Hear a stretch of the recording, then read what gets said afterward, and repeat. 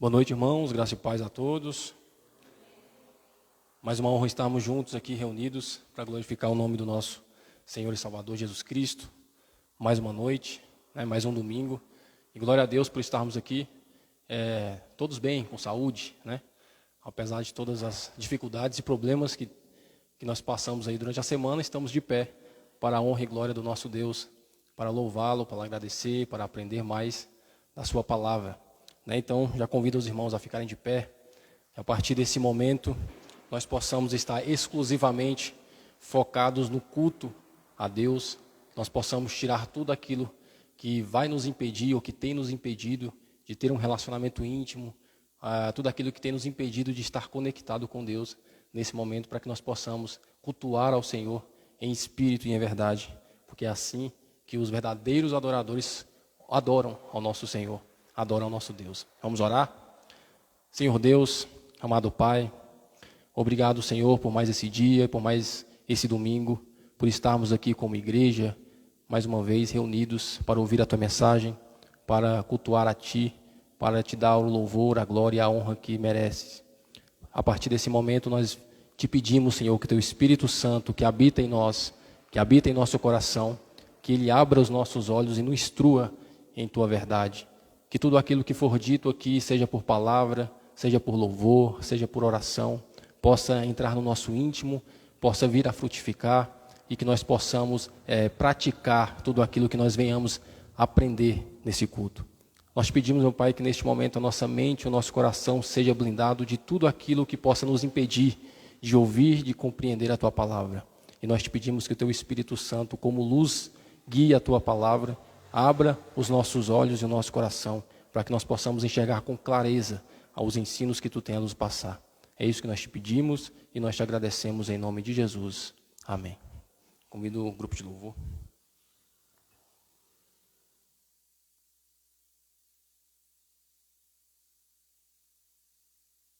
Boa noite, irmãos, graça e paz.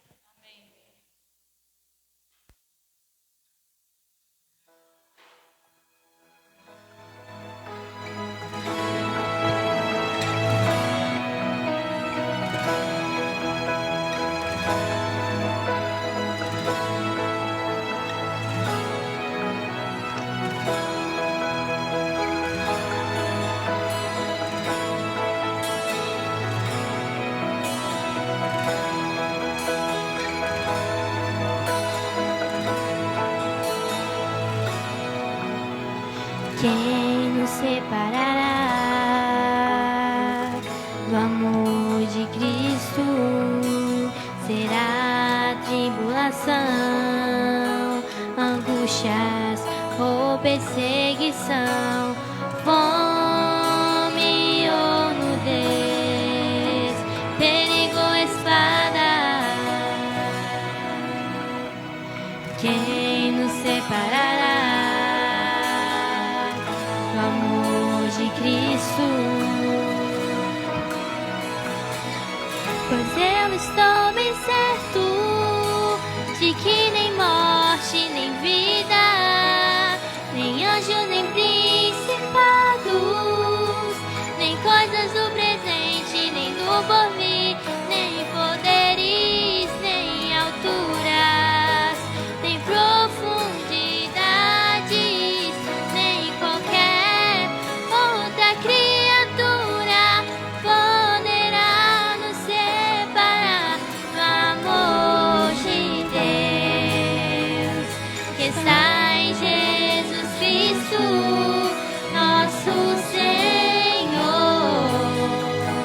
que está em Jesus Cristo.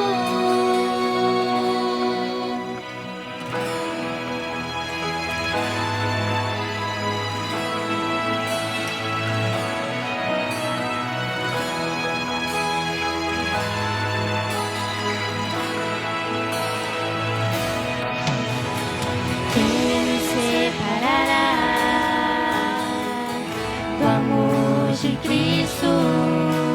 Será tribulação, angústias ou perseguição, fome ou nudez, perigo ou espada.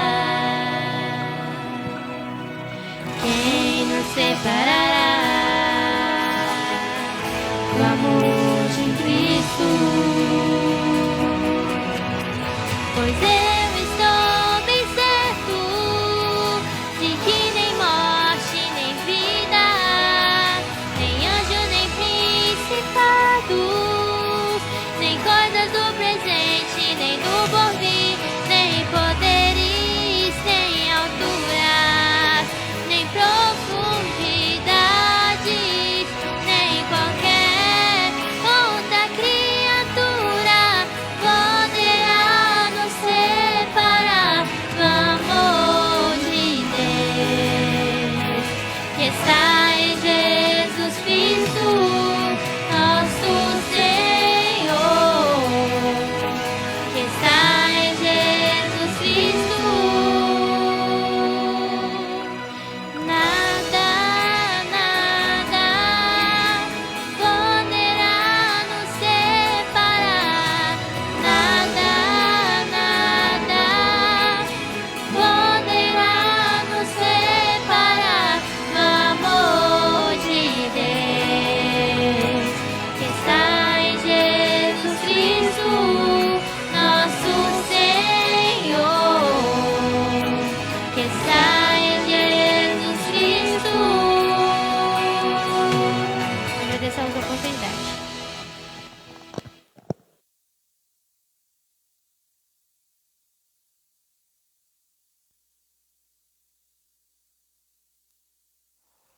Amém. Glória a Deus, né?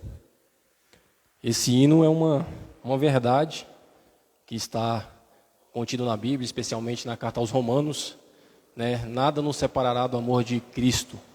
Nada nos separa do amor de Deus, aquele amor que Ele nos atrai a Ele, aquele amor que nos faz ser capacitados a nos santificar, aquele amor que nos dá força todos os dias para resistirmos o mal, para obedecermos a Sua palavra e sermos assim glorificados na Sua volta. Esse é o amor salvífico de Deus, mais conhecido como a Sua salvação, né? O amor que nos atrai a Ele, esse amor incondicional. E é lindo isso, né, para nós como igreja, porque é isso que embasa a nossa fé. É saber que houve um Deus que nos amou primeiro, quando nós ainda éramos pecadores, né? Quando Ele não viu nada de bom, Ele nos amou e nos atraiu a Ele. E nós vamos a Ele justamente por causa desse amor que nos leva, né? Não é um amor que sai de nós a Ele, é um amor que sai dEle em nós para Ele, para irmos a Ele. E glória a Deus por isso. Se eu e você estamos aqui hoje é porque nós fomos alcançados e atraídos por esse amor incondicional do nosso Deus. Amém? E irmãos, nós vamos hoje falar de um tema muito importante, um tema que vez ou outra tem que ser pregado nas igrejas, porque é um tema que muitas vezes nos faz esquecer, né, do que nós somos e esquecer das intenções do nosso coração para com Deus, para com a igreja, para com o próximo. O pastor Júnior vai trazer nessa noite uma palavra, uma exposição sequencial em Romanos, e o tema é um tema muito importante, não só para os dias daquela época, mas principalmente para os dias atuais, né? A hipocrisia religiosa, onde nós estamos vivendo num período de hipocrisia religiosa, seja por falta de conhecimento, seja por hipocrisia no sentido da palavra verdadeira, né? Mas nós vivemos hoje nesse contexto. E isso tem que ser pregado, isso tem que ser levado em consideração, principalmente nas igrejas, para a gente abrir os olhos. E hoje o pastor vai trazer esse tema tão importante, e eu trouxe uma reflexão também em cima desse tema, e eu peço para os irmãos abrirem comigo no Evangelho segundo Jesus Cristo, Evangelho de Cristo segundo Mateus. A gente está estudando a carta, né, o Evangelho de Mateus aí com o pastor Rafael todas as quinta-feiras. Ele não chegou nesse capítulo ainda, nós vamos ler o capítulo 23. É um texto bastante conhecido, porque é um texto onde Jesus Cristo ele fala veementemente contra duas classes de pessoas de forma específica, que são os fariseus e são os escribas, mas ele está falando a toda uma multidão e aos seus discípulos. Mas essa palavra, né, esse sermão, essa exortação, vai de forma específica para esses dois grupos de pessoas, os fariseus e os escribas. Eu tenho certeza que os irmãos já ouviram falar de algum verso que está contido aqui, nesse capítulo 23. E vai falar exatamente sobre a hipocrisia, sobre uma vida de exterior, de forma bonita, de forma bem aparentada, porém o interior sujo, o interior precisando de uma renovação, de uma transformação, de uma lavagem através do sangue de Cristo. Então a gente já sabe o contexto de Mateus, a gente sabe que o apóstolo Mateus ele escreve de forma específica para os judeus, com foco aos judeus. A gente vem estudando isso com o pastor Rafael nas quintas-feiras. E nesse capítulo 23, Jesus ele começa com um sermão. Ele começa com uma exortação. A gente vai ler até o verso 33, mas como é uma reflexão, a gente não vai expor tudo. A gente vai pegar uma base geral e vai falar de alguns pontos para a gente entrar no tema que o pastor Júnior vai trazer essa noite. A versão que eu trouxe é a versão da King James, que diz assim, o verso 1, capítulo 23 de Mateus. Então Jesus falou à multidão e aos seus discípulos, dizendo: na cadeira de Moisés se assentam os escribas e os fariseus. Tudo, pois, o que vocês disserem, isso observai e fazei. Porém, não façais segundo as suas obras, porque eles dizem e não fazem. Porque eles atam fardos pesados e difíceis de suportar, e os põem nos ombros dos homens, mas eles nem com seu dedo querem movê-los. Mas todas as suas obras eles fazem para serem vistos pelos homens. Eles fazem os seus filactérios mais largos, aumentam as orlas das suas vestes, amam os lugares mais altos nas festas e os principais assentos nas sinagogas, e as saudações no mercado, e serem chamados pelos homens Rabi, Rabi. Mas vós não sereis chamados de Rabi, porque um só é o vosso mestre, o Cristo, e todos vós sois irmãos. E a nenhum homem da terra chamem de vosso Pai, porque um só é o vosso Pai, o qual está no céu. Nem vos chameis de mestres, porque um só é o vosso mestre, o Cristo. Mas o que for maior dentre vós será o vosso servo. E aquele que a si mesmo se exaltar será humilhado. Aquele que a si mesmo se humilhar será exaltado. Mas ai de vós, escribas e fariseus, hipócritas, porque fechais o reino do céu aos homens, pois nem vós entrais, nem deixais entrar os que estão entrando. Ai de vós, escribas e fariseus hipócritas, porque devorais as casas das viúvas e sob pretexto fazeis longas orações, pois por isso recebereis a maior condenação. Ai de vós, escribas e fariseus hipócritas, porque percorreis o mar e a terra para fazer um prosélito, e depois de o ter desfeito, o fazeis 2 vezes mais filho do inferno do que vós. Ai de vós, guias cegos, que dizeis: quem jurar pelo templo, isso nada é. Mas o que jurar pelo ouro do templo, esse é um devedor. Tolos e cegos, pois qual é o maior? O ouro ou o templo que santifica o ouro? E aquele que jurar pelo altar, isso nada é. Mas aquele que jurar pela oferta que está sobre ele, esse é um devedor. Tolos e cegos, porque qual é o maior? A oferta ou o altar que santifica a oferta? Portanto, o que jurar pelo altar, jura por ele, e por todas as coisas sobre ele. E o que jurar pelo templo, jura por ele e por aquele que nele habita. E o que jurar pelo céu, jura pelo trono de Deus e por aquele que está assentado sobre ele. Ai de vós, escribas e fariseus hipócritas, porque pagam o dízimo da hortelã e do coentro e do cominho, e tendes omitidos as questões importantes da lei, do juízo, da misericórdia, a fé. Essas coisas devias ter feito e não deixar as outras por fazer. Guias cegos, que coais um mosquito e engolis um camelo. Ai de vós, escribas e fariseus hipócritas, porque limpais o lado de fora do corpo, e do copo e do prato, mas por dentro estão cheios de extorsão e transgressão. Tu, fariseu cego, limpa primeiro o que está dentro do copo e do prato, para que também o lado de fora seja limpo também.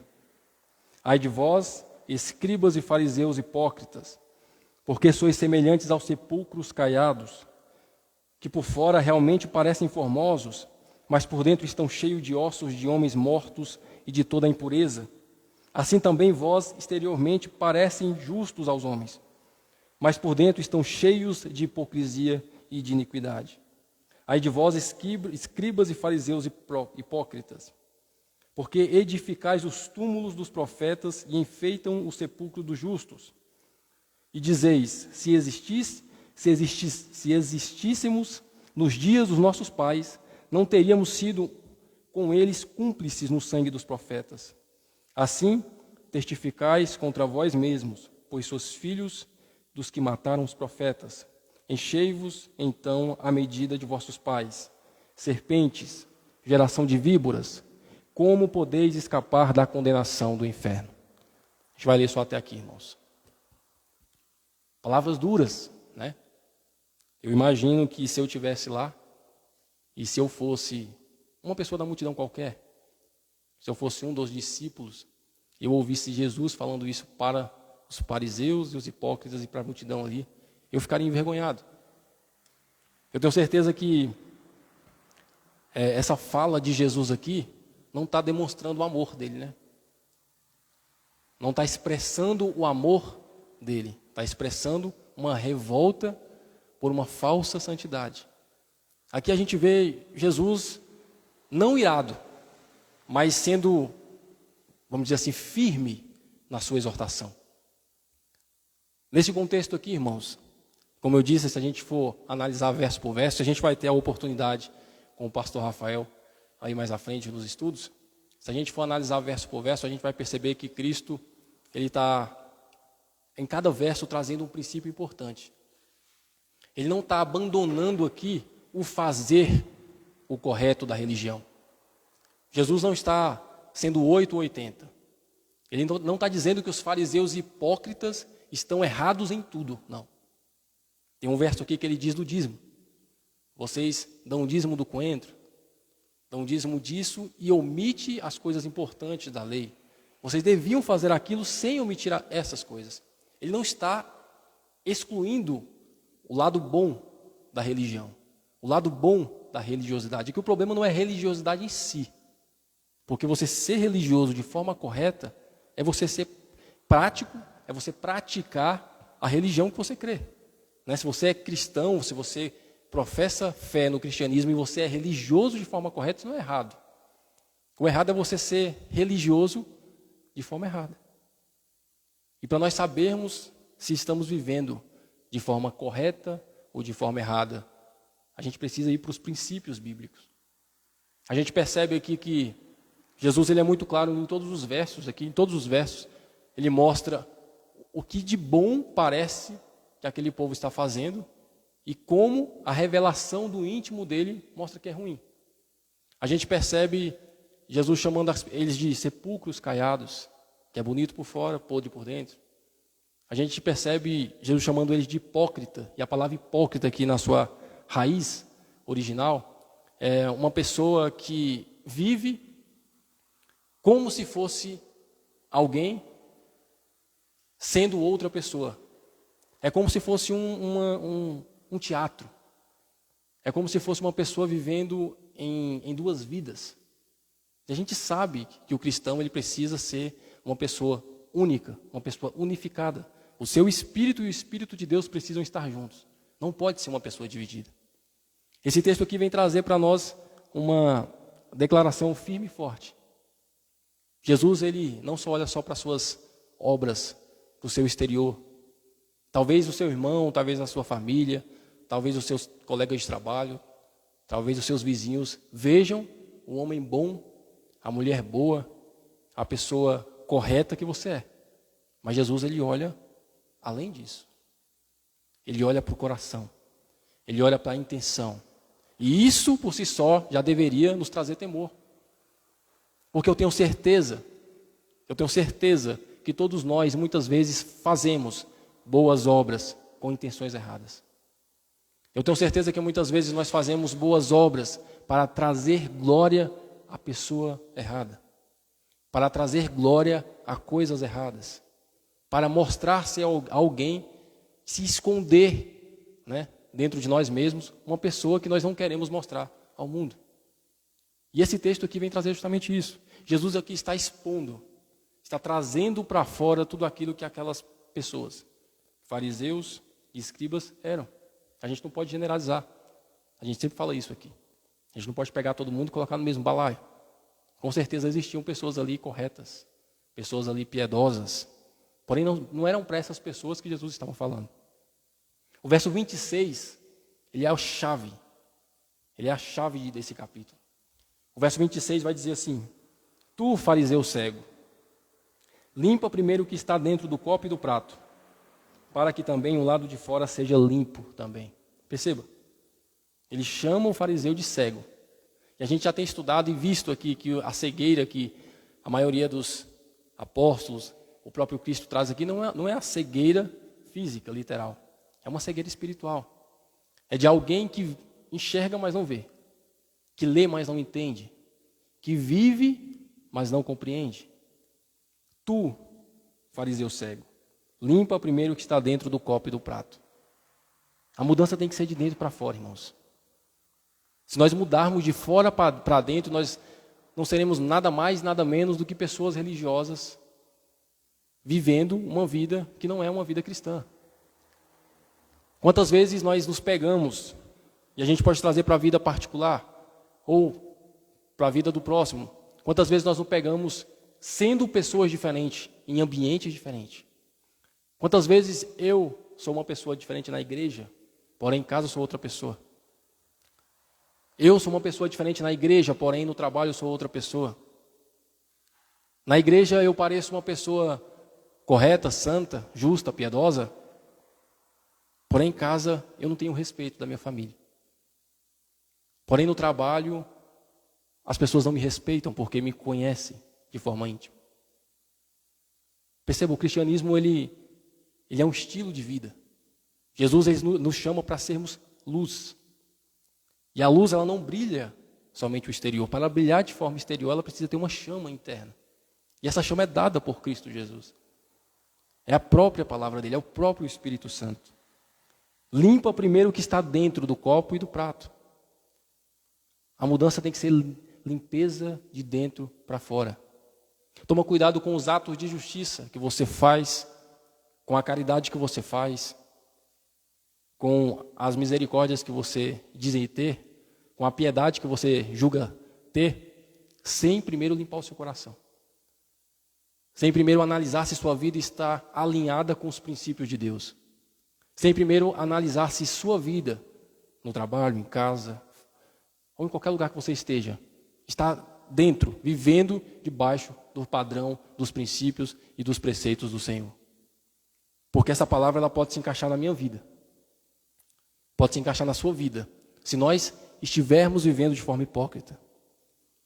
Aqui Jesus fala que essas pessoas que erram, que são cegos e que impedem outras pessoas de andar, que impedem essas pessoas de se salvarem, essas pessoas serão condenadas ou penalizadas de forma mais firme, de forma mais forte. Porque existe uma responsabilidade. Aqui de forma bíblica, dentro do contexto, os fariseus e escribas, eles tinham a responsabilidade de passar o ensinamento para Deus. Eles tinham a responsabilidade de passar um ensinamento para o povo, de passar a leitura da Torá, de ensinar o povo. E esse é o papel da igreja. Esse é o papel de qualquer pessoa que se diz cristão. Você transmitir a sua salvação para outra pessoa. Transmitir através da sua vida que você é uma pessoa salva. E se eu sou uma pessoa salva, se eu sou incumbido dessa responsabilidade, se eu tenho que ser dessa forma, e não olho para dentro de mim, não limpo a mim mesmo primeiro, eu vou ser penalizado de forma mais dura. É isso que o texto está dizendo. Tu, fariseu cego, limpa primeiro o que está dentro do copo e do prato, para que também o lado de fora seja limpo. Perceba, irmãos, só há limpeza do lado de fora se por dentro estiver limpo. Por mais bonito que seja você, por mais bonito que sejam seus atos, por mais bonito que pareça ser o seu exterior, se o seu interior estiver sujo, tudo isso é considerado sujeira, é considerado transgressão, é considerado iniquidade. Tudo isso é considerado pecado. Deus olha para o nosso coração. A hipocrisia ela tem que ser deixada de lado. A hipocrisia precisa ser abandonada. E a hipocrisia só é abandonada através do momento que eu e você entendemos que o mais importante é você e eu vivermos de acordo com os princípios de Deus, transformando, renovando a nossa mente, transformando o nosso íntimo todos os dias. E essa transformação interior, ela vai se moldando e ela vai refletir no seu exterior. Só assim eu e você deixamos de ser religiosos. Só assim eu e você deixamos de nos preocupar só com o lado de fora e nos preocupamos primeiramente com o lado de dentro. Isso tem que ser entendido. A prática, a piedade, ela não pode ser deixada de lado. Ser um bom cristão, ter um bom exemplo, não pode ser deixado de lado. Mas nada disso vale se você for hipócrita. Nada disso vale se o seu coração não estiver alinhado com a verdade que você diz ter. Nada disso vale se o seu interior estiver sujo, porque todos os seus atos estarão sujos também. Então é importante que eu e você tenhamos esse entendimento de limpeza.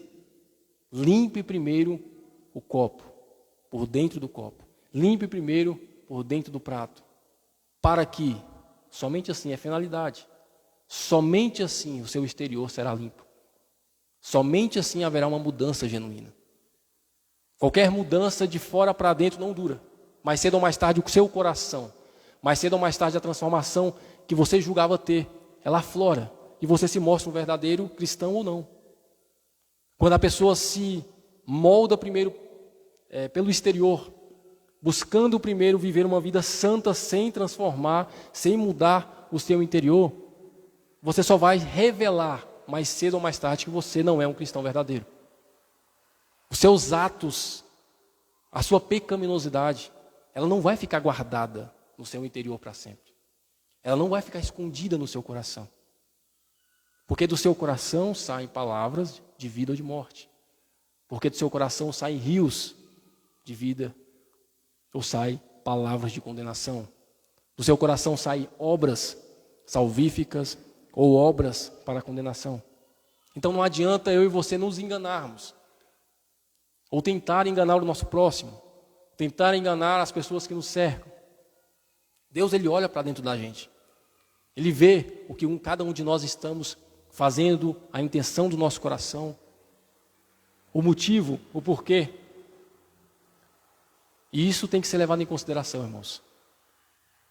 Porque a partir do momento que eu e você entendemos que essa mudança precisa ser interna, precisa ser de dentro para fora, e nós nos preocupamos mais de fora para dentro, nós estamos invertendo uma ordenança, um mandamento, um princípio que o próprio Cristo nos deu. Um princípio e uma ordenança que o próprio Cristo ele é enfático, ele é firme em dizer: limpe primeiro por dentro do copo. Limpe primeiro por dentro do prato. Porque somente dessa forma, somente assim é que o exterior será limpo também. Não inverta as ordens. Não seja hipócrita da forma que esse fariseu e que esses escribas estavam sendo. Eu sei que muitas vezes, por ignorância, muitas vezes por falta de sabedoria, muitas vezes pelo lado pecaminoso que nós temos, nós caímos, nós fazemos, nós nos preocupamos dessa forma. Mas tenha isso em mente. Toda vez que você se preocupar, toda vez que a sua religiosidade se levantar além da sua espiritualidade, lembre-se disso. Deus, Ele olha para o seu coração.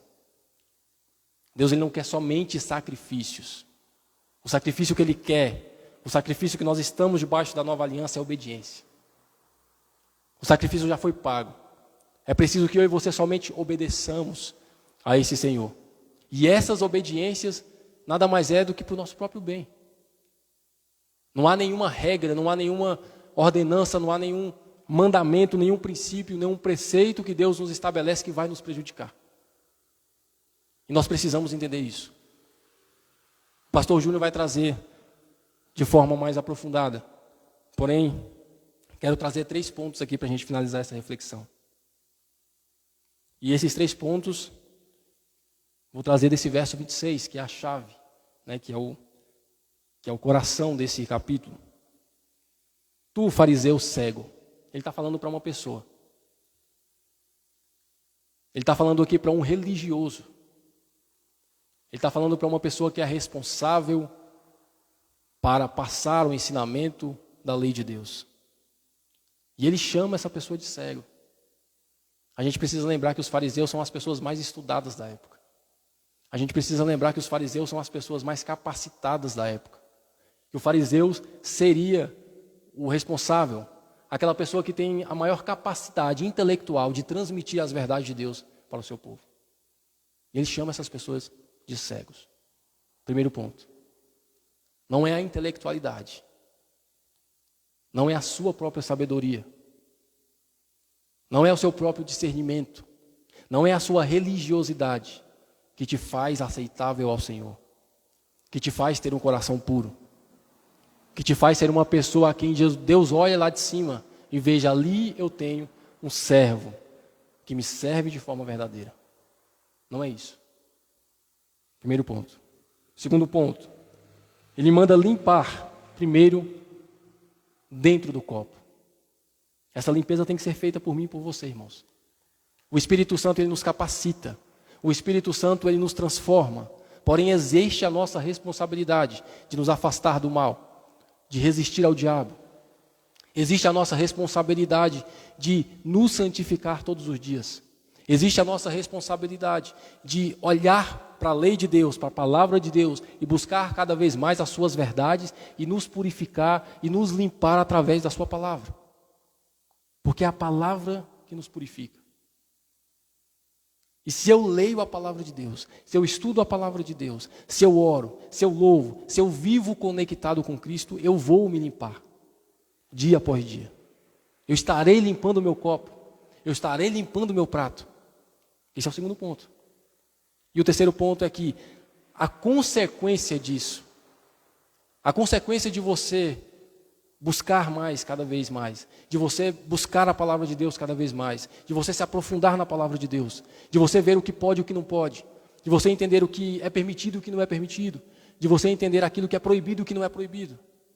A consequência disso é você viver de uma forma verdadeira. É de você não ser hipócrita.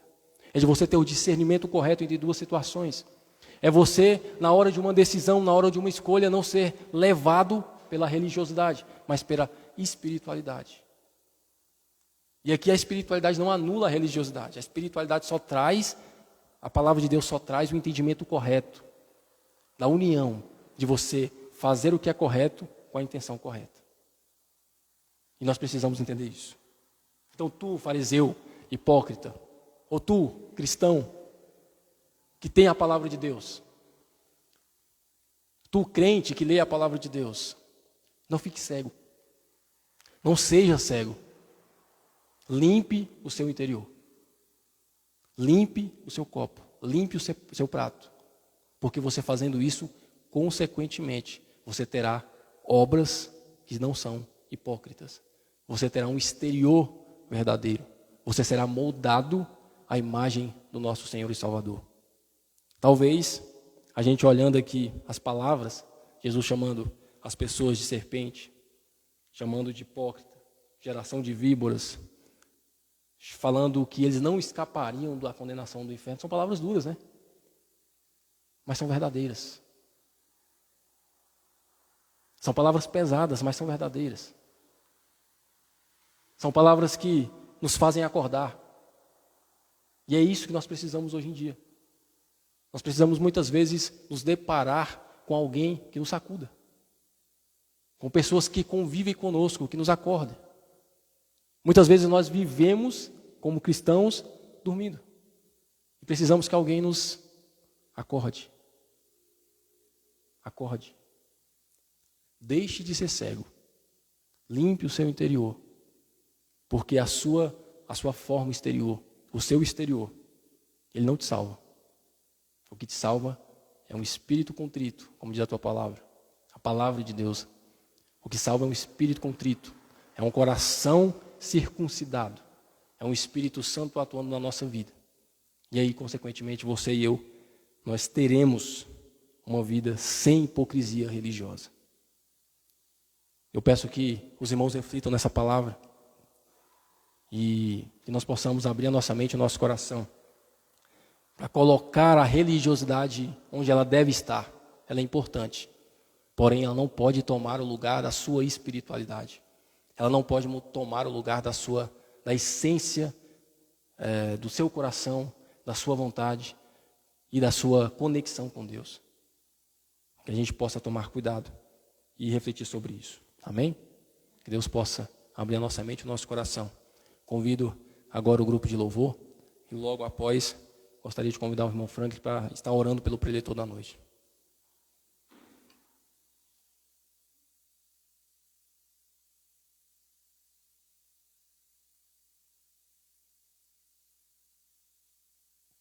Amém, irmãos, glória a Deus, graça e paz. Vamos louvar o Senhor com um hino.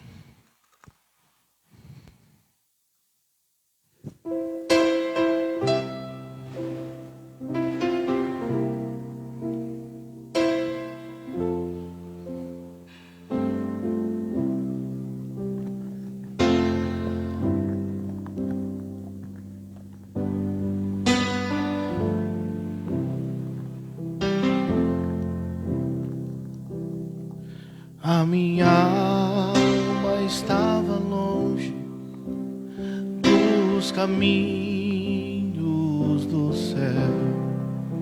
Eu era pobre, perdido, pecador.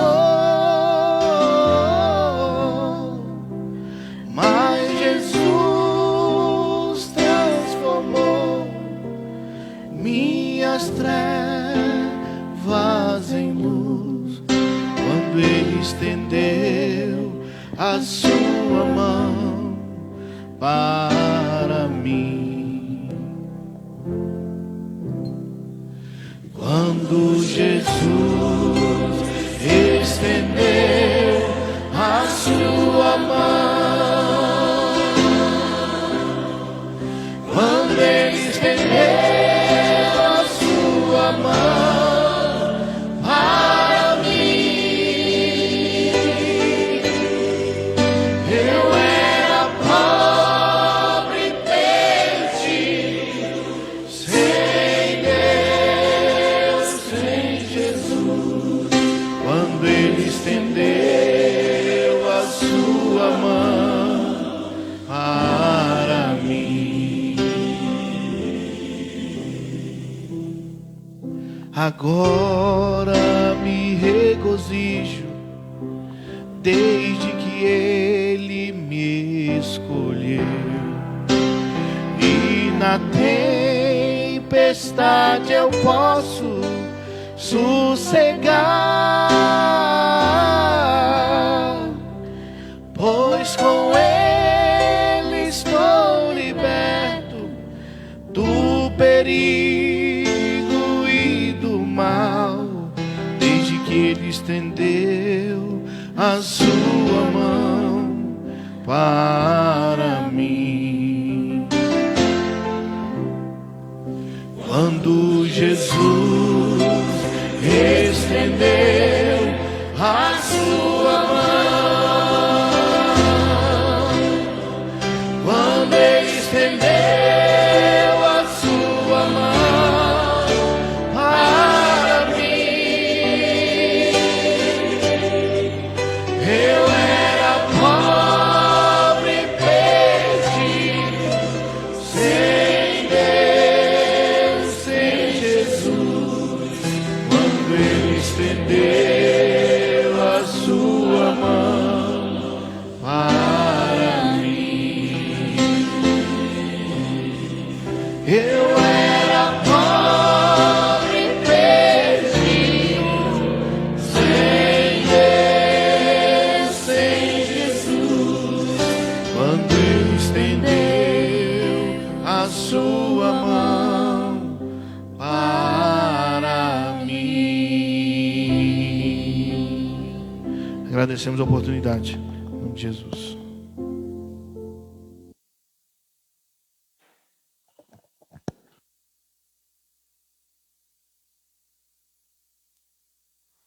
Graça e paz, igreja. Vamos orar pela vida do pastor Júnior. Vamos interceder. Vamos ficar de pé. Amém. Oremos. Senhor nosso Deus, nosso Pai, de antemão já te agradecemos, ó Deus, a tua palavra que será ministrada nessa noite. Palavra essa, Deus, que nos ensina o caminho que devemos andar, a palavra que é fonte de santidade, a palavra que nos mostra o teu princípio, os princípios que o Senhor estabeleceu para aqueles que buscam viver piedosamente, aqueles que buscam viver em santidade, para a honra e glória do teu santo nome. Nós te pedimos, ó Deus, abençoa a vida do pastor Júnior, capacita-o cada vez mais, que ele seja fonte, ó Deus, que ele seja um arauto das tuas verdades, e que assim, ó Deus, o teu nome seja glorificado. Retira de nós, ó Pai, tudo aquilo que venha a tirar a nossa atenção nesse momento, e que nós possamos, ó Pai, não só ouvir a tua palavra, mas colocar em prática tudo aquilo que o Senhor tem nos ensinado, para a honra e glória do teu santo nome. É o que nós te pedimos e te agradecemos em nome de Jesus. Amém. Amém, irmãos. Boa noite, graças e paz. Deus é maravilhoso.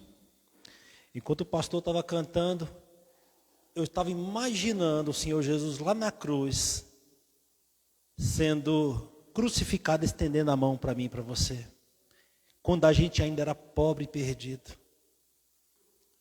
Essa é a promessa que ele faz, que ele fez e ele cumpriu. Ele se entregou a si mesmo quando a gente o odiava, quando a gente pecava contra ele. Isso é amor. Ele não olhou as circunstâncias, nem olhou o que nós estávamos vivendo, mas ele cria no poder transformador que estava acontecendo naquele momento. Era o resgate do pecador. Ele comprou a mim e a você com a própria vida. Deus é maravilhoso. Bem, irmãos, eu quero agradecer ao Senhor pela oportunidade de mais uma vez estar trazendo aqui mais uns versículos do livro que Paulo escreveu à igreja de Roma. E nós vamos dar continuidade no capítulo 2, que vai do verso 17 hoje até o 24. E eu estou trazendo para que a gente se recorde que no estudo passado nós estávamos falando daqueles que seguiam a verdade do Evangelho e os que não seguiam, aqueles que tinham a lei, mas não obedeciam à lei, e aqueles que não receberam a lei, que eram os gentios, mas tinham em seu coração, portanto, todo homem é indesculpável naquilo que faz. E Paulo traz isso com uma propriedade muito grande, dizendo que o Senhor vai retribuir cada homem segundo o que ele faz, segundo o seu estilo de vida, o seu modo de viver e de pensar e de agir. Ou seja, cada homem, isso é, cada indivíduo, ele vai dar conta de si para Deus. Isso quebra toda aquela crendice de maldição hereditária, de que eu sou assim porque meu pai era assim, porque fulano era assim. Não.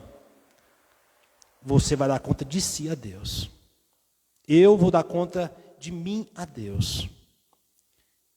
E a gente, para poder dar conta de nós mesmos a Deus, só há uma maneira, irmãos: através do Espírito Santo. Porque nós, por nós mesmos, não temos condições de dar frutos bons. Mas, pelo contrário, tudo que vem do homem é ruim, é mal.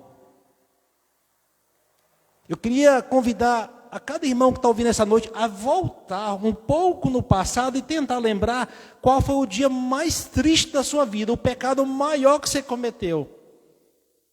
Aí no seu particular, Deus também perdoou esse pecado. Ele nos fez novas criaturas. E é isso que Paulo traz. Nós devemos andar agora, a partir de então, em novidade de vida. Amém, irmãos? E Paulo vai trazer aqui, no verso 17 até o 24, na verdade o capítulo 1, 2 e 3 de Romanos vai sempre estar tratando da questão dos judeus e dos gentios. E Paulo, embora era um judeu de nascimento, ele era perseguido por simplesmente levar o conhecimento, a revelação da palavra de Deus aos seus primos, aos seus irmãos judeus. Porque ele também era um fariseu. O fariseu era uma pessoa separada, mas ele recebeu a revelação da palavra de Deus, que fez com que ele saísse da religiosidade e vivesse na espiritualidade, segundo a vontade do Senhor.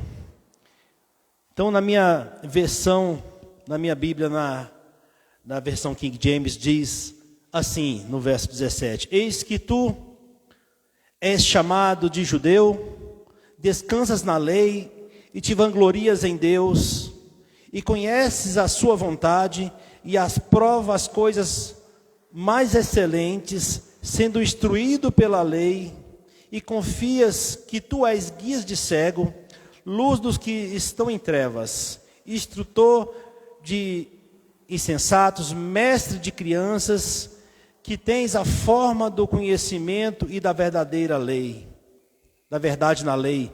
Tu, pois, que ensinas a outro, não te ensina a ti mesmo? Tu que pregas a um homem que não deve furtar e furtas?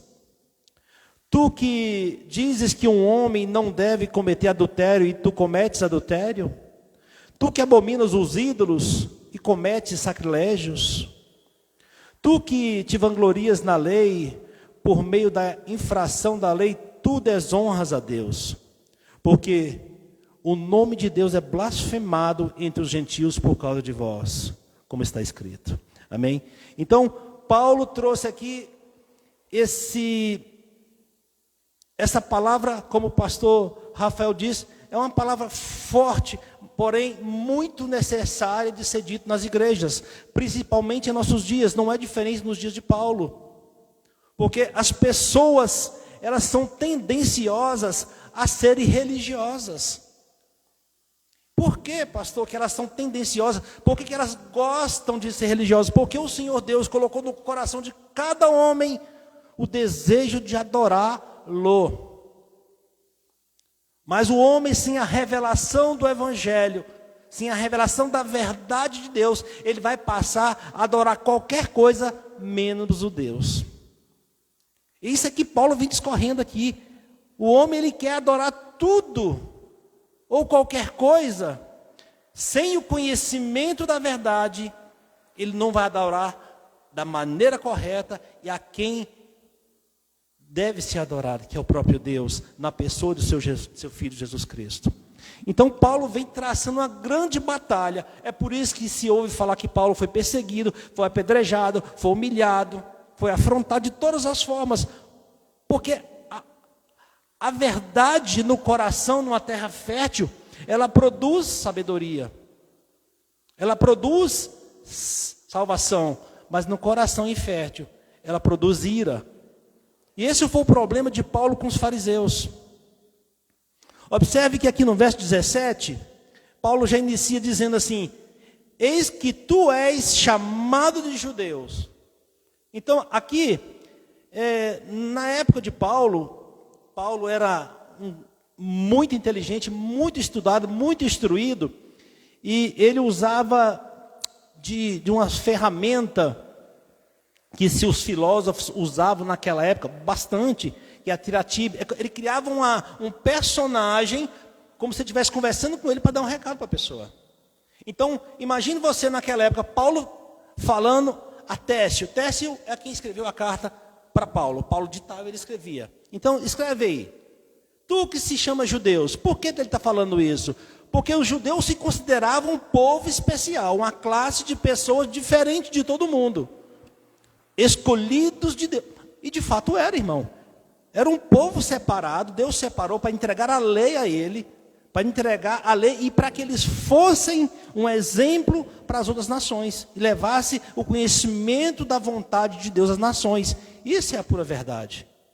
Mas Paulo traz essa palavra numa forma de afronto.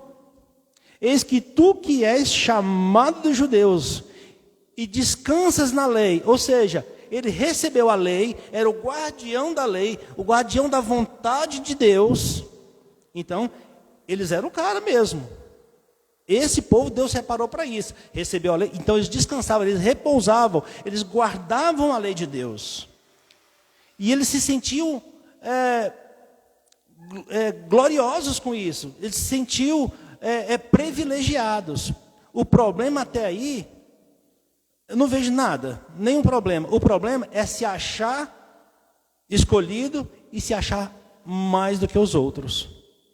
Achar que pelo fato de receber a palavra de Deus, de ouvir o evangelho, de ouvir a mensagem, eles eram considerados uma classe privilegiadas, que teriam prerrogativas diferentes das outras pessoas.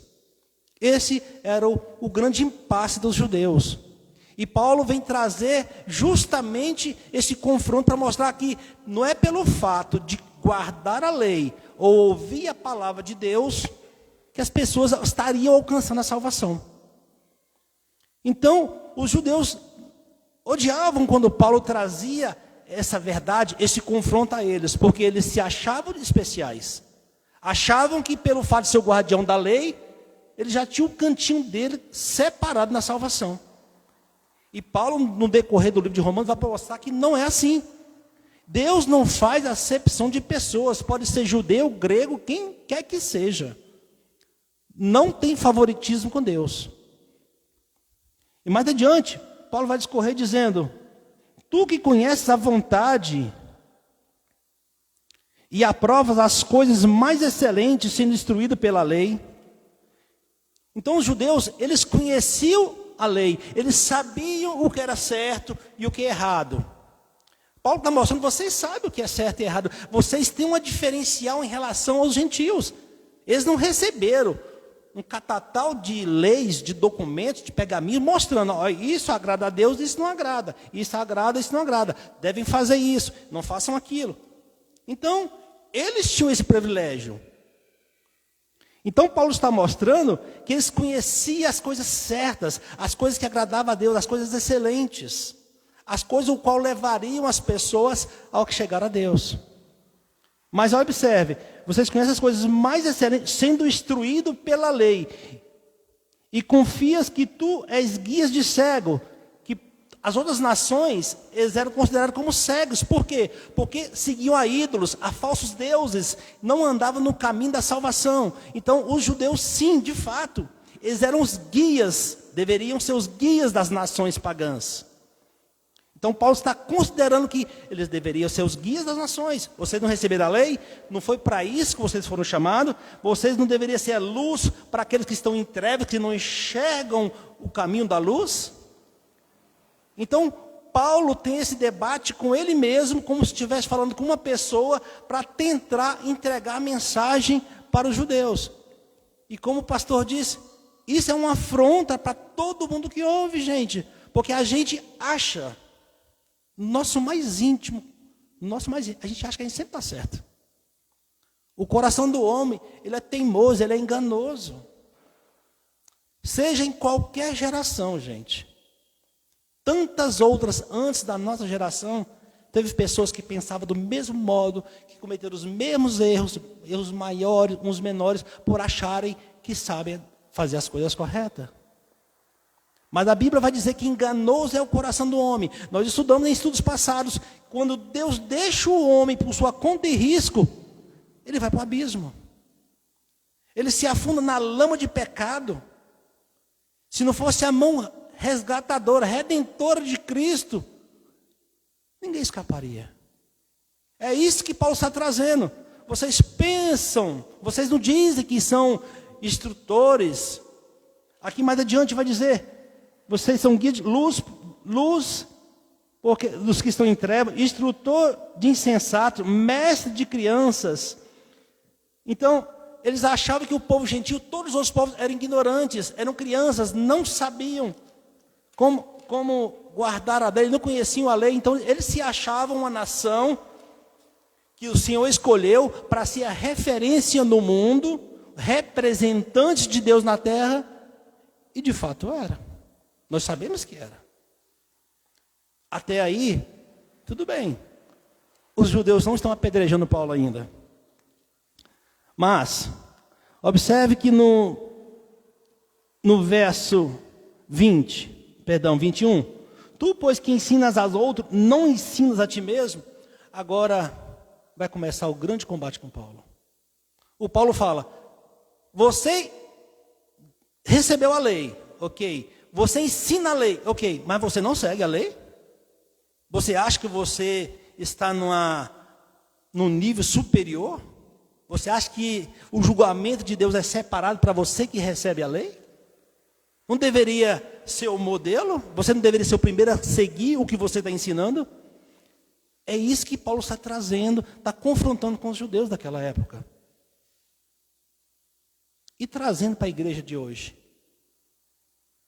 Nós que nos denominamos cristãos, crentes em Jesus, nós que ouvimos a palavra de Deus todos os domingos na igreja, que lemos a palavra em casa, se é que lemos, nós estamos internalizando essa palavra para que através dela possamos ter uma vida, um estilo de vida pautado nessa palavra, para que as pessoas olhem para nós e digam o que Paulo não disse para eles. Não, ali vai um verdadeiro cristão. Não, aquele lá é cristão. Será que as pessoas olham para a gente dessa forma? Ou, como no mundo está taxado, o crente mentiroso, o crente desonesto? Porque, irmão, nós vivemos num país quase que 100% evangélico. As igrejas estão cheias, lotadas. Se vocês observarem na nossa política, está cheio de pastores lá, pessoas que se dizem crentes. Se vocês olharem no meio empresarial, existem muitos evangélicos, mas estão vivendo o evangélico? Estão honrando o nome de Jesus? Será que esse evangelho que transforma, que faz aquela mudança de pensamento, aquela conversão verdadeira, tem acontecido em nossos dias, nesses meios? É isso que nós estamos vendo? Será que as igrejas hoje estão levando o evangelho verdadeiro? As pessoas estão ouvindo aquela palavra do Senhor que confronta, que afronta, que desperta a pessoa, que traz a pessoa ao arrependimento? Será que as pessoas estão se arrependendo quando ouvem a palavra do Senhor? Ou estão se endeusando, achando que são mais do que o próprio Cristo? Esse é um problema sério na nossa geração. Assim como foi na geração de Paulo. Assim como foi em todas as gerações. O papel do evangelho é levar as pessoas a pensar, a raciocinar que tipo de vida está levando, se agrada ou não a Deus. Esse é o papel do evangelho. Nós temos que reconhecer que sozinho nós não conseguimos chegar a lugar nenhum. A tal metanoia, mudança de mente, mudança de pensamento. Gente, isso não agrada a Deus. Eu não posso viver dessa forma. Nos negócios, na família, no casamento, em todas as esferas da sociedade. Eu tenho que viver o que a palavra está me orientando para fazer. É isso que Paulo estava trazendo para aqueles fariseus que simplesmente falavam da lei, liam a lei, ensinavam a lei, mas tinham uma vida totalmente ao contrário. E olha o que Paulo vai dizer mais adiante. Eu estava no 21. Tu, pois, que ensinas aos outros, não ensina a ti mesmo? Tu que pregas que um homem não deve furtar e furtas. Então, naquela época, os fariseus, eles pregavam para as pessoas que não se deve furtar, não se deve furtar. Mas, quando havia aquelas guerras e os templos dos pagãos, dos deuses pagãos, dos ídolos, eram destruídos, eles saqueavam. Eles compravam, eles negociavam aqueles utensílios de ouro, de prata. E Paulo mostra para eles, isso é uma afronta a Deus. Vocês não estão falando que que não pode roubar, mas vocês estão roubando. Todas as vezes que eles negociavam com um povo que não era gentil, que não era da nação deles, eles queriam ter vantagem em tudo. Os gentios não gostavam de negociar com os judeus, porque sempre eles tentavam passar a perna. Agora, se fosse judeu, não. Judeu eles respeitavam, porque nós somos um povo separado. Nós somos de Deus. Mas o resto, não. Será que a igreja hoje se porta dessa forma? Será que os crentes da nossa geração estão se portando dessa forma? Nos seus negócios? Querendo ter vantagem com aqueles que não são da igreja? Ah, você não é crente não? Beleza. Então Paulo traz esse ensinamento para que a gente aplique em nossos dias de hoje. Será que eu sou da maneira que o Senhor disse para que eu seja? Que eu seja honesto com todas as pessoas, que o meu negócio seja claro. Por quê? Embora eu faça um negócio que as pessoas não estão vendo, mas Deus vê. E eu devo satisfação a Deus.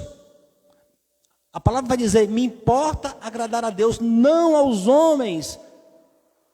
E nós temos que ter isso em mente. Se eu vou fechar um negócio ilegal, eu não vou fazer, embora venha me trazer muitos privilégios e benefícios. Porque isso vai de contra a palavra de Deus. Esse deve ser o pensamento dos cristãos verdadeiros. Esse deveria ser o pensamento daqueles que ensinam isso, mas não vivem. E Paulo pega lá na raiz, e Paulo puxa a ferida, e eles ficam irados com Paulo. Porque a igreja do Senhor, ela tem que ouvir a verdade para ser despertada e levar ao arrependimento, para que haja uma mudança de vida. Porque o Senhor, Ele vai julgar cada um, a mim, a você, é pelo modo de vida, é pelo estilo de vida que nós vivemos, não pelo que nós falamos, ou pelo que nós aparentamos. Como o pastor trouxe, eles aparentavam ser religiosos, mas lá no interior, lá nos seus negócios, nas intenções do coração, era uma tristeza, era cheio de más intenções. Olha o que Paulo vai dizer no verso 22, tu que dizes a um homem que não deve cometer adultérios, que é o 7º mandamento do Senhor, e tu cometes adultérios. Como é que ele cometia adultério naquela época? Carta de divórcio. A gente sabe que o Senhor fez homem e mulher para que vivesse para sempre. Que separa o que é a morte ou a traição. E aquele que separou não se case mais. Mas eles inventavam meios de separar-se para se casar novamente e dava carta de divórcio para a esposa por qualquer motivo.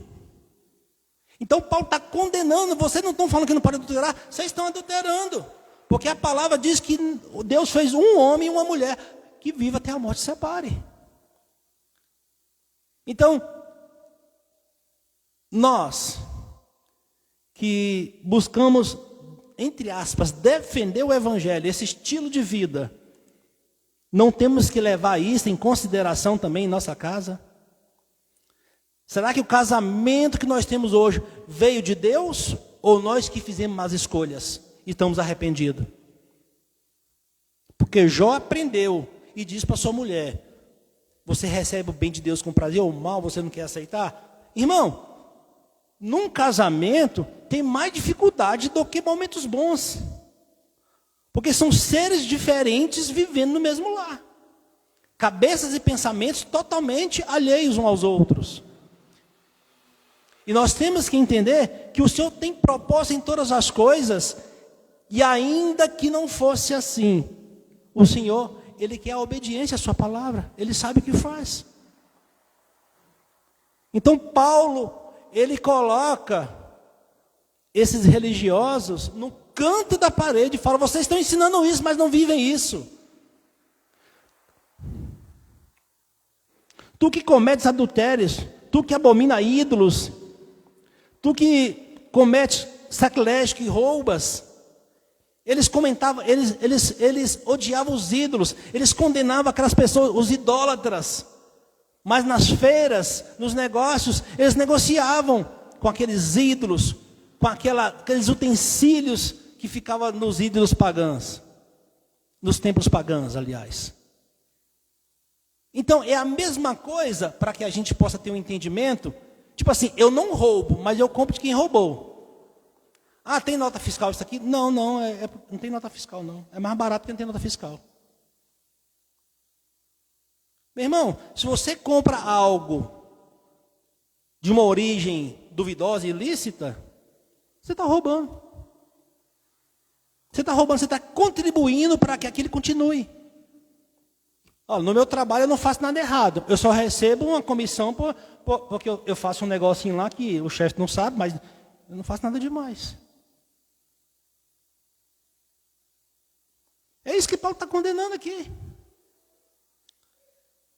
Se a palavra diz que eu não devo adorar outros deuses, que eu não devo me divorciar, que eu devo adorar somente ao Senhor, irmão, é dessa forma.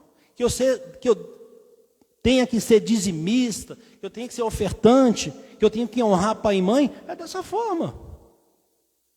A gente não tem que dar um jeitinho brasileiro. A gente não tem que fingir que não conhece a palavra. A palavra está revelada no coração de cada um, nós já lemos isso.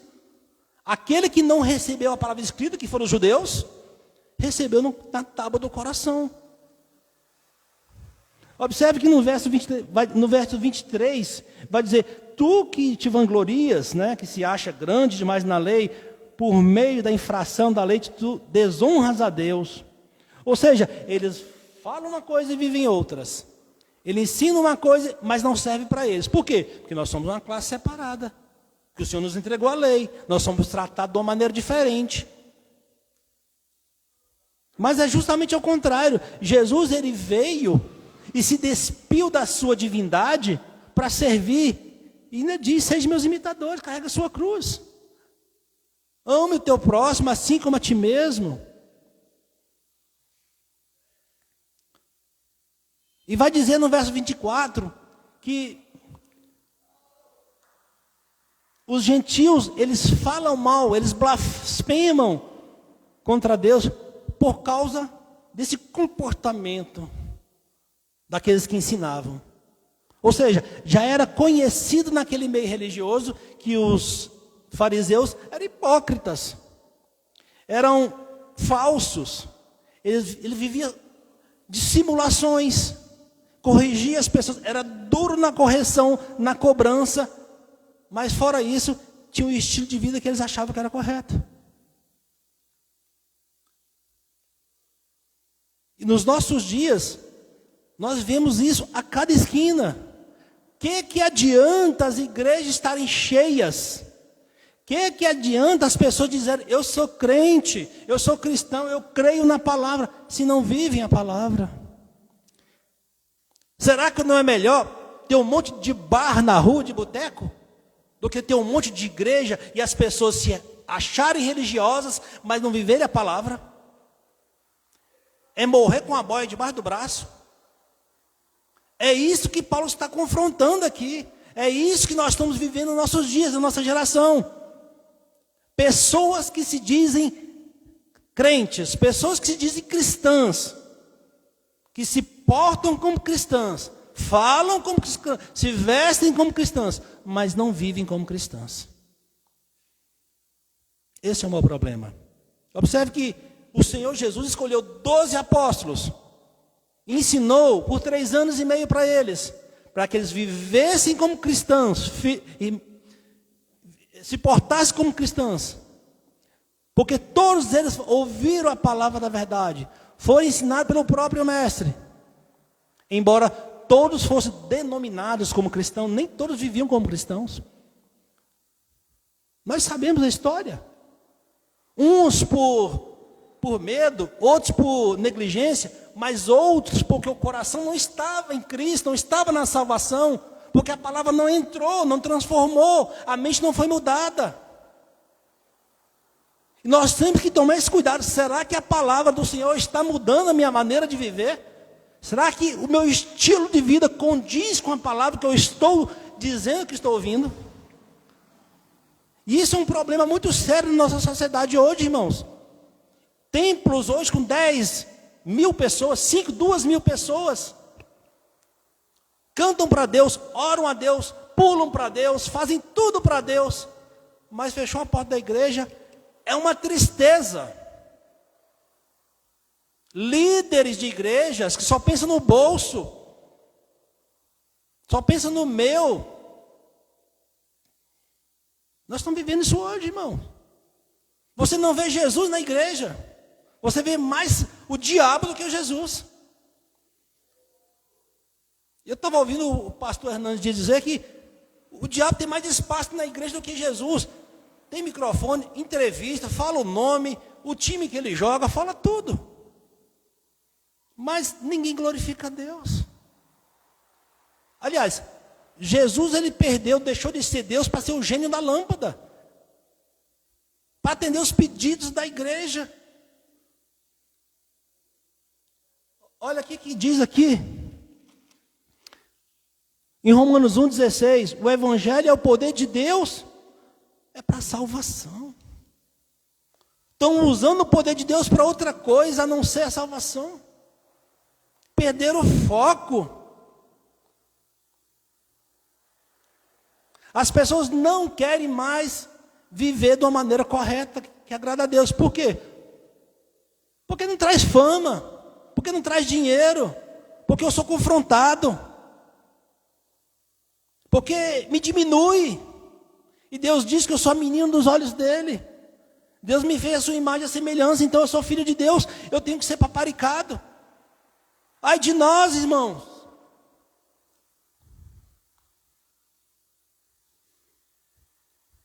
A palavra do Senhor vai dizer, irmãos, que nós somos trapo de imundície. Que o Senhor, Ele nos amou quando a gente ainda estava na iniquidade. Não para nos ostentarmos, mas para que a gente se prostre diante de Dele em adoração, em louvor, em gratidão por tudo que Ele fez por mim e por você. E a palavra de Deus, o evangelho do Senhor, ele é a chave que tem que despertar o meu coração e o seu para mudar esse estilo de vida. É necessário nascer de novo, ou seja, é necessário deixar as coisas, o modo de vida passado e viver de uma maneira diferente. Seja na sua casa, no seu casamento, seja na empresa, seja nos seus negócios, seja no meio das pessoas, seja no trânsito. Você tem que se esforçar. Nós temos que entender que esta palavra ela vai se cumprir no meu e no seu coração, e se nós não buscarmos andar de acordo com ela, nós vamos sofrer, irmão. Porque uma vez que o Senhor nos adotou como filhos, Ele vai corrigir. Porque qual é o pai que não corrige o seu filho? Ah, mas depois que eu virei cristão, eu sofro demais. Mas você é filho ou é um ímpio? Porque os dois são corrigidos. O Senhor corrige os dois, só que um é para correção, o outro não. Para pensar, eu estou sendo corrigido como filho, eu estou aprendendo, eu estou respeitando meu pai, eu estou entendendo que é para o meu bem, porque a palavra do Senhor diz que tudo coopera para o bem daqueles que amam a Deus. Então quando Ele fala tudo, é tudo. Ah, mas eu estou passando por isso, passando por aquilo. Seu pai está te corrigindo. Seu pai está te corrigindo. E o conceito de pai não é aquele que dá tudo que o filho quer, não. Ele dá tudo que o filho precisa. Nós que somos pais, nós devemos saber disso.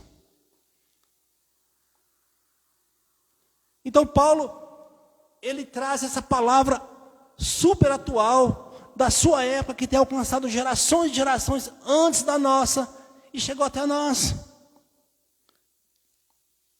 Nós não podemos ser religiosos. Nós não podemos achar que a religião salva. Nós não podemos achar que vir à igreja todo domingo salva. Nós não podemos achar que ler a Bíblia e decorar a Bíblia salva. Ah, mas eu ajudo muito a igreja. Isso não salva. Ah, mas meu pai é pastor. Isso não salva. Ah, mas Jesus morreu por mim. Não sei. Jesus morreu para o mundo ou para os seus? Onde é que eu me encontro no reino de Deus hoje, irmão? Nós temos que olhar que nós estamos vivendo hoje? O Senhor, Ele quer que a minha religiosidade, ela venha transformar o meu caráter. É só isso. O Evangelho, ele tem que mudar o meu estilo de vida. O Evangelho, ele tem que fazer com que eu perceba que as coisas que eu vivia que não agradam a Deus, não podem continuar. E está começando a me incomodar. O Evangelho tem que fazer esse papel. Se não estiver fazendo, tem alguma coisa errada. Ou eu não estou entendendo, ou o Evangelho verdadeiro não está sendo aplicado.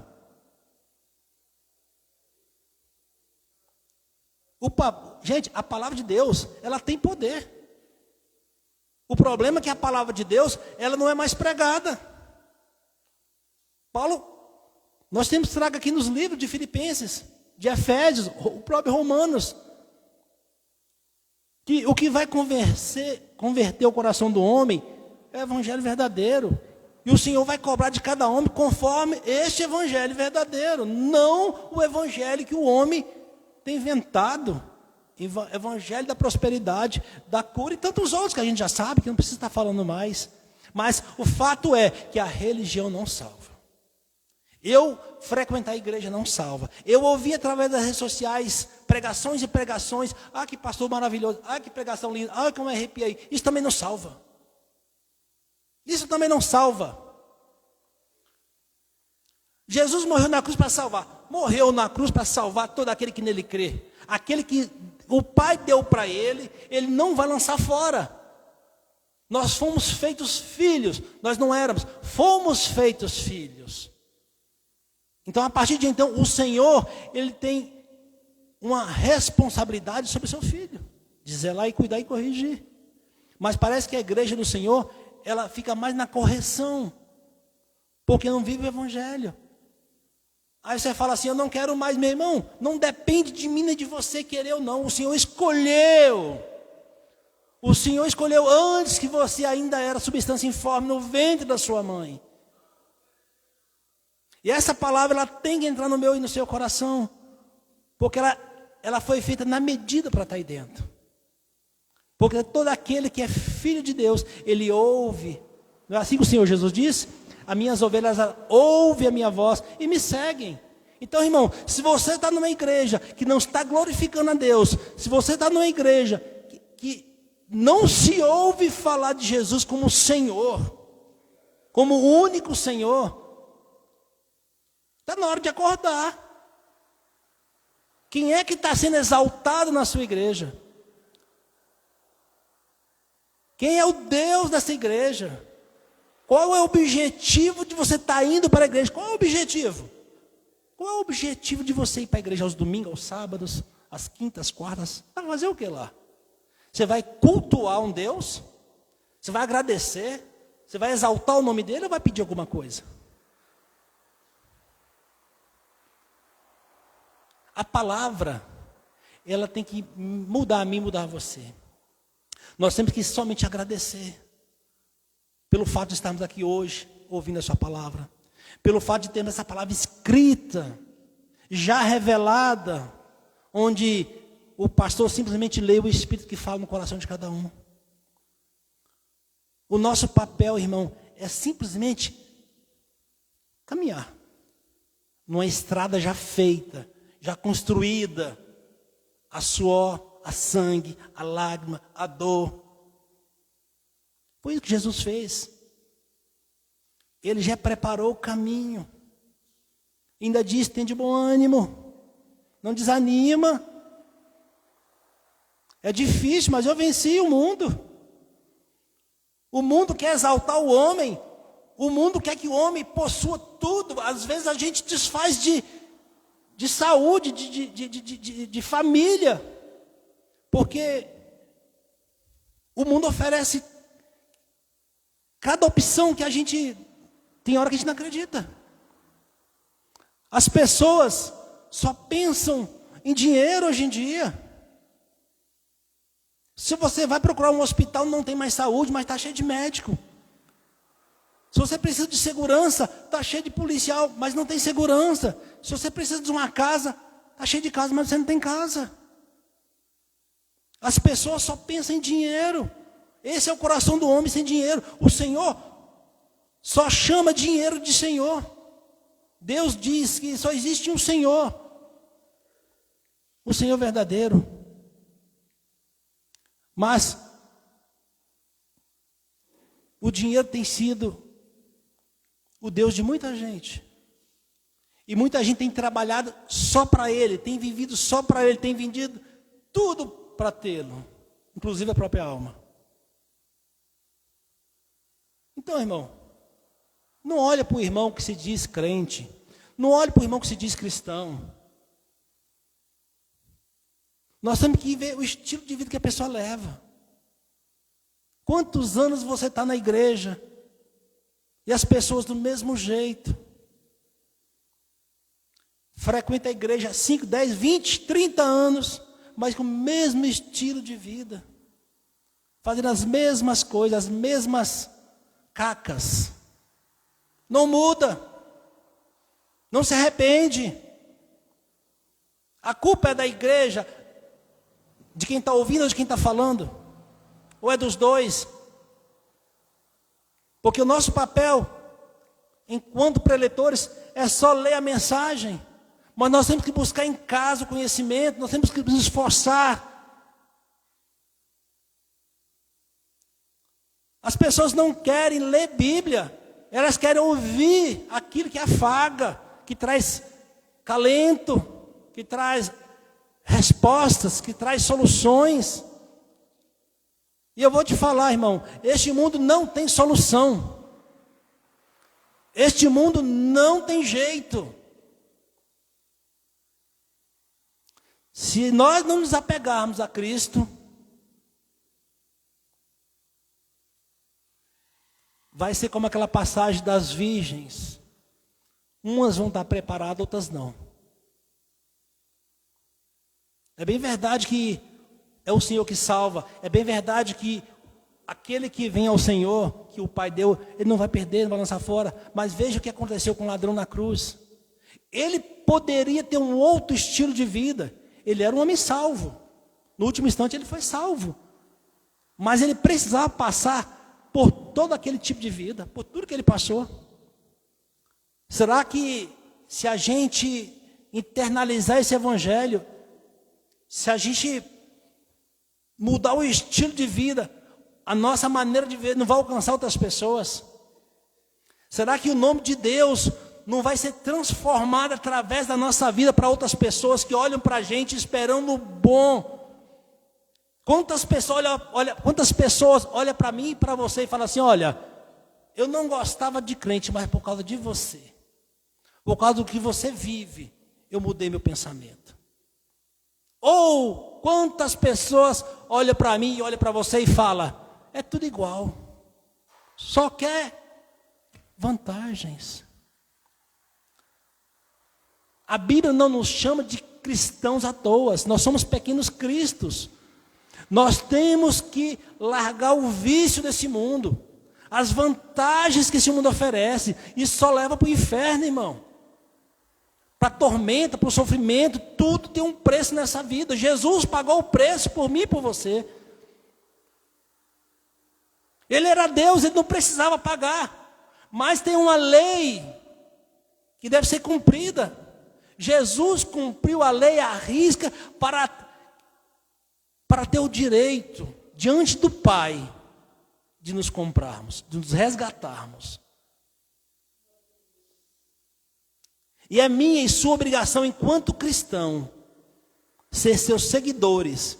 Não no sentido de carregar a cruz nas costas, não no sentido de ajoelhar pagando promessa, não no sentido de se ajoelhar diante de estátuas, de outros deuses que a gente cria no coração, mas de ter uma vida consertada diante de Deus, conforme seus ensinamentos. Paulo vai dizer: aquele que rouba, não rouba mais. Aquele que mentia, não minta mais. Aquele que enganava, larga disso. Peça perdão. Quanto tempo você não fala com a pessoa? Peça perdão. Mas foi uma pessoa que me magoou. Pois é, não foi Jesus que cuspiu no corpo de ninguém, não. Não foi Jesus que esbofeteou ninguém, não. Jesus não beijou no rosto de ninguém para trair, não. Jesus não meteu a mão na bolsa de ninguém para tirar dinheiro, não. Mas ele morreu por todo mundo. Pela prostituta, pelo ladrão, pelo mentiroso, pelo adúltero. E quantos de nós éramos? Quantos de nós vivíamos desse jeito? O Evangelho tem nos resgatado, tem nos chamado para ter uma vida correta diante de Deus.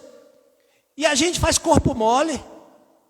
A gente vai para a igreja para dizer, não, eu tenho um compromisso, estou indo para a igreja. Mas não muda.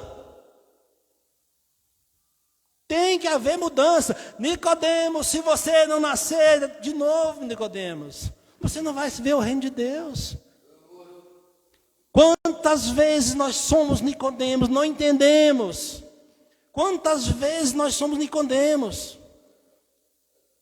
não compreendemos.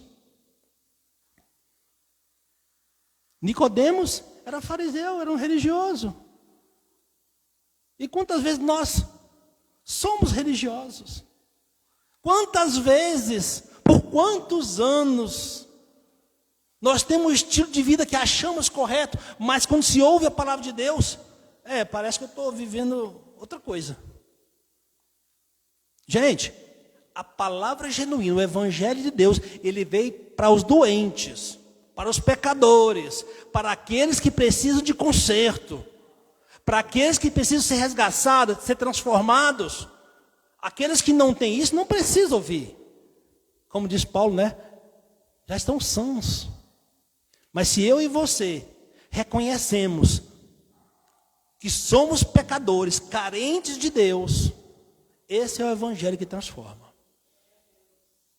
Nós temos que andar conforme Ele está nos orientando.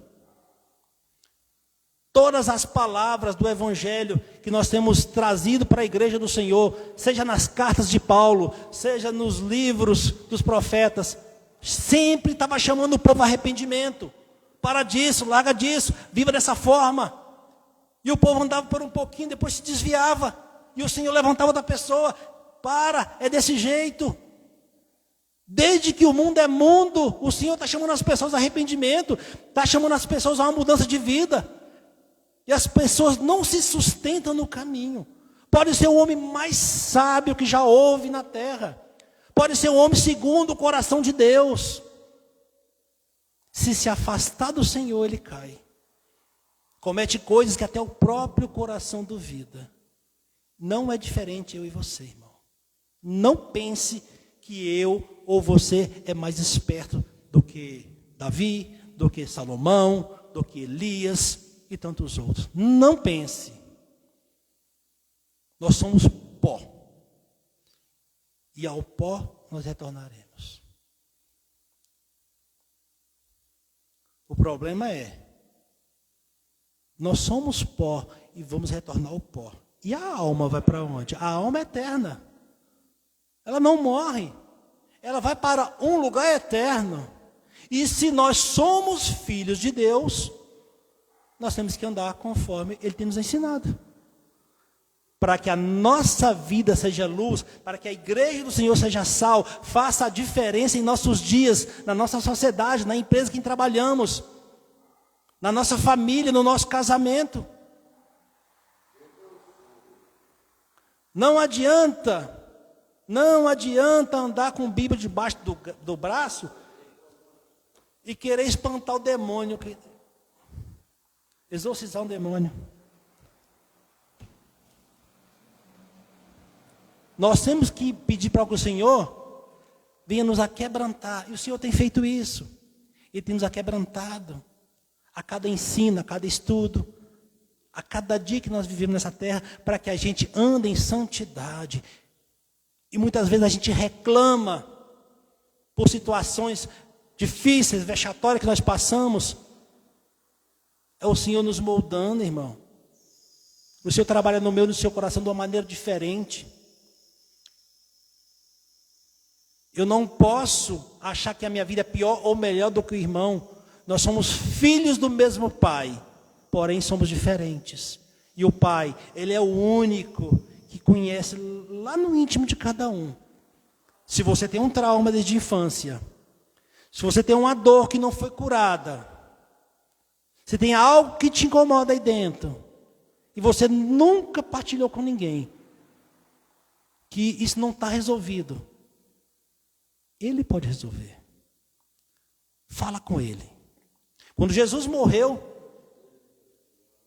o véu que dividia o templo se rasgou. Isso significa que eu e você, nesse exato momento, podemos nos conectar com Deus. E pedir pela tua graça e a tua misericórdia, que Ele venha nos despertar para termos uma vida abundante em Cristo Jesus. Para que sejamos realmente libertos, para que realmente sejamos convertidos e venhamos a ter um estilo de vida diferente. Diferente, eu quero dizer, conforme o Evangelho. Diferente do que o mundo prega. Diferente do que o mundo tem ensinado, tem oferecido.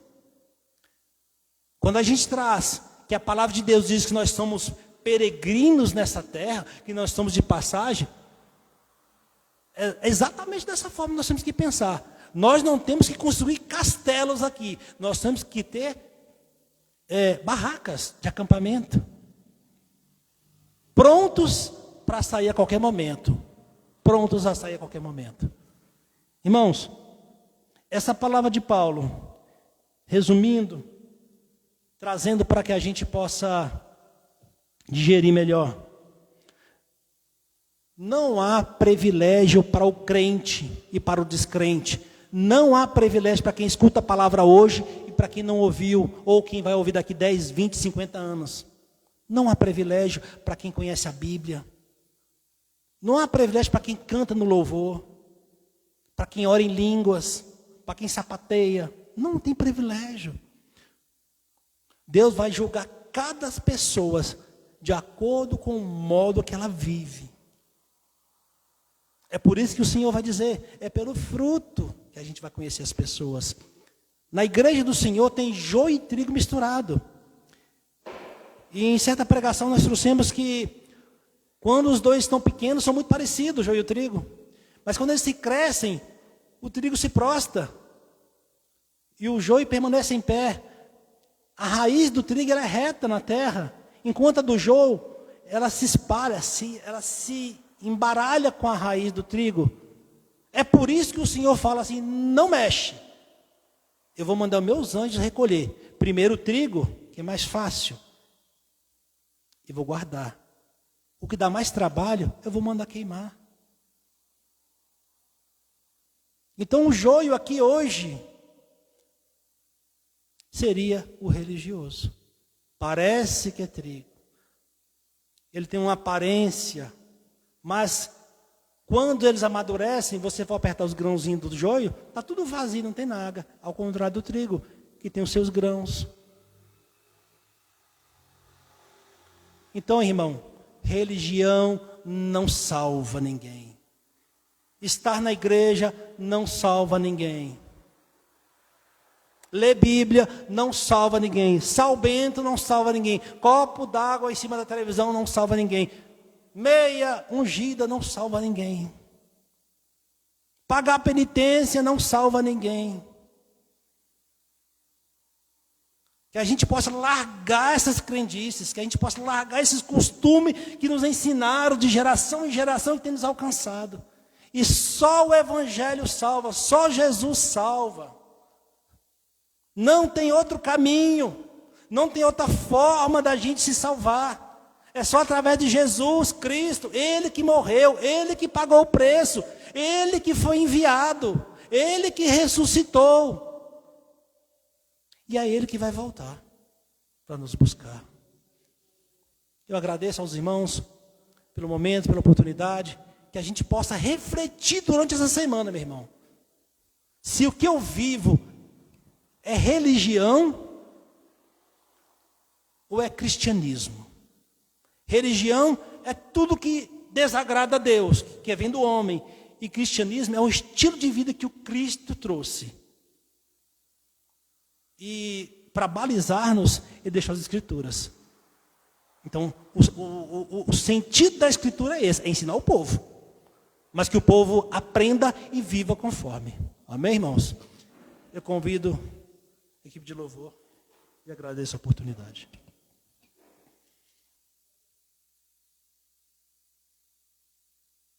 Amém. Saúdo a igreja com a graça e a paz do Senhor.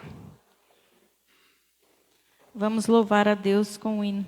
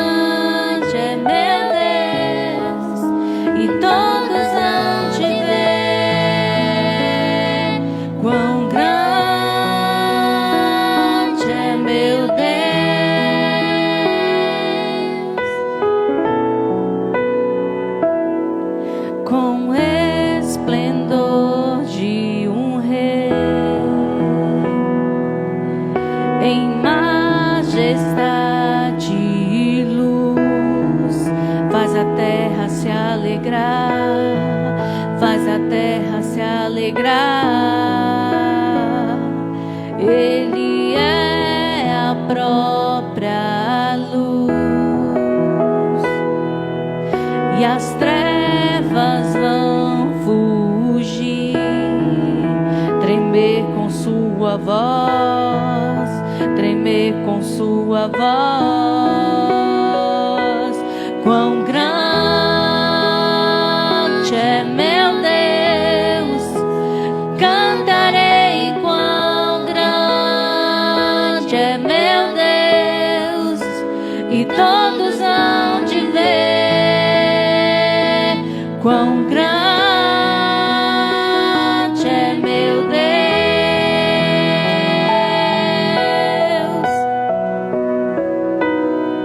Por gerações Ele é, e o tempo está em tuas mãos, o começo e o fim, o começo e o fim. Três se formam em um só.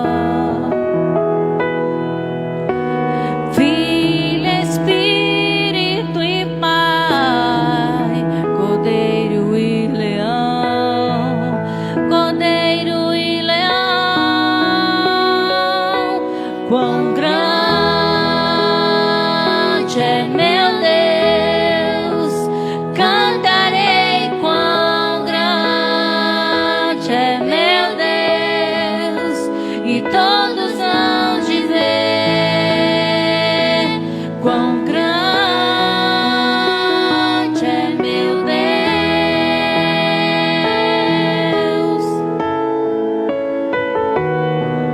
Sobre todo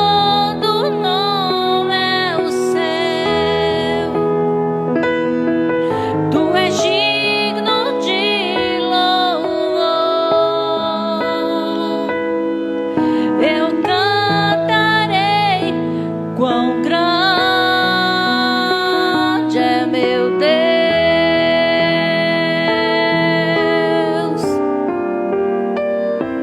quão grande é meu Deus, cantarei quão grande é meu Deus, e todos hão de ver quão grande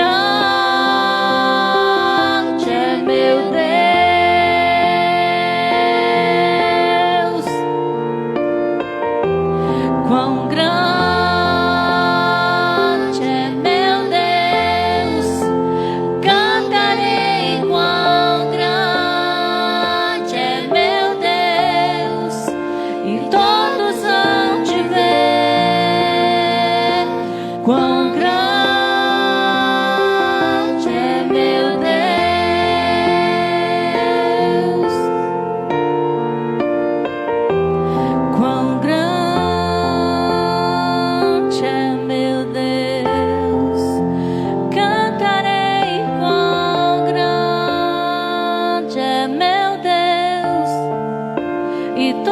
coração te ver, quão grande é meu Deus. Agradecemos a oportunidade.